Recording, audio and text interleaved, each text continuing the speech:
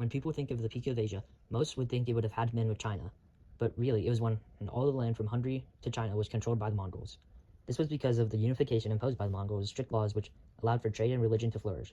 Even though it was short-lived, it was a safe time in which allowed for technological and cultural advancements. The Mongols led a strong and safe empire, or even though it wasn't as long as the other empires, it was the peak of Asia. The early Mongols were pastoral nomads who relied on animals, mainly sheep, for food, clothing, and tents. A form of tent or hut they used was the jurt. It was a portable round tent insulated with animal skins. This meant they constantly moved their camps to find food and water. Because of this constant moving, they couldn't keep any extra reserve of food or any surplus of goods. The early Mongols would hunt mostly all of their food because constantly moving meant they couldn't farm. Mongolia has extreme weather conditions, either being snow and ice in the winter or warm and wet in the summer. Droughts in Mongolia threaten their herd of animals, making them more vulnerable. Diseases also often killed many animals in their flock. Mongolia is located right above China, which allowed for easy access to trading with them and other countries through the Silk Road. These pastoral nomads located in Mongolia would constantly fight until Temujin came, wanting to unite these groups together under one rule. Temujin/Genghis Khan rose to power by forming strategic alliances with other nomadic leaders. He promoted soldiers based on merit and distributed spoils evenly throughout his army. He also spread conquered nomads in his army to discourage a rebellion. Genghis Khan was a Tengrist and believed in the god Tengri.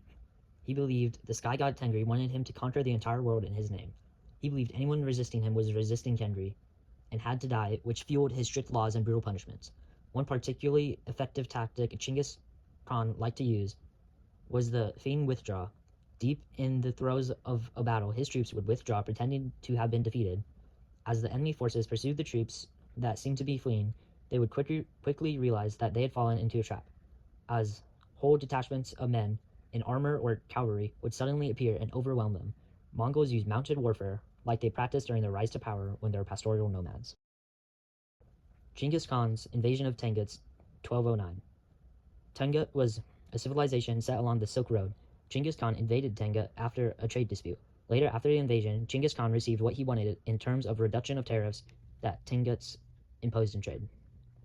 Genghis Khan's invasion of the Jin dynasty in North China, 1215. The Jin were ancestors of the Manchus. This caused another trade dispute, which resulted in a coordinated attack by the Mongols. The Mongols attacked and seized Beijing and forced them to move to southern China. China paid off the Mongols, so he wouldn't invade southern China with the addition of trade, which Genghis Khan originally wanted. Genghis Khan's invasion of Central Asia, 1219, caused after the murder of Genghis Khan's envoys that he had sent. The Shah of Central Asia had killed these envoys, not knowing who Genghis Khan or the Mongols were, for being insolent enough to ask for changes in the condition of trade between Mongols and Central Asians.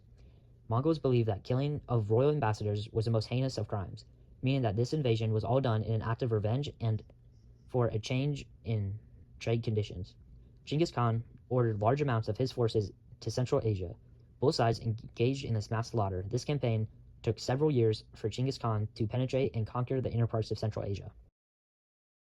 After Genghis Khan had withdrawn from these areas, he had made sure to leave some of his forces and troops to occupy these lands. The main reason it was so successful was because of how the Mongols had conquered armies into their own, like how they practiced when they were pastoral nomads in Mongolia. An example being the Turks, who when conquered, joined the Mongol army to help and were instrumental in their success. Another reason being the decline of Asia at this point in time. China was not unified and was split into 3 sectors, which would constantly fight with each other. Central Asia was split, and there was no one leader, which allowed for the Mongols to take that place. Mongols tolerated any religion and of the conquered people as long as they prayed for the Mongol leader. This was brought by Genghis Khan, who provided tax relief to Buddhist monasteries and other religion institutions, although he was a Tengrist and believed in the god Tengri and never converted to any of these religions. This toleration was a part of their legacy, influencing other empires and countries to follow. By 1241, Mongolian troops had reached to Hungary, but after the death of their second Khan, Ojedi Khan, they had to select a new Khan, which was unsuccessful, and for the next 19 years, there would be several disputes for which of Genghis Khan's descendants was the best leader. By 1260, internal struggles about who should lead the Mongols led to the gradual decline of the empire, Also, with all the land they had covered, there was many different cultures, which had eventually led to the separation of this empire into different segments. The Yuan dynasty in China was led by Kublai Khan. This time was remembered as the golden age for science and culture in China. Kublai Khan integrated Mongol and Chinese culture into one Yuan dynasty. He brought religious toleration, like Katerina's Royalini's tomb, a tombstone of a Christian woman found in China dating back to the Yuan dynasty. This shows us the level of toleration that was brought to China. The Ilkhanate led Iran after the Mongols. The Ilkhanate inaugurated the development of new monumental architecture. Ilkhanates had been created as a result of the military exploits of Kublai Khan's brother Hulagu, who destroyed the Abbasid dynasty in West Asia.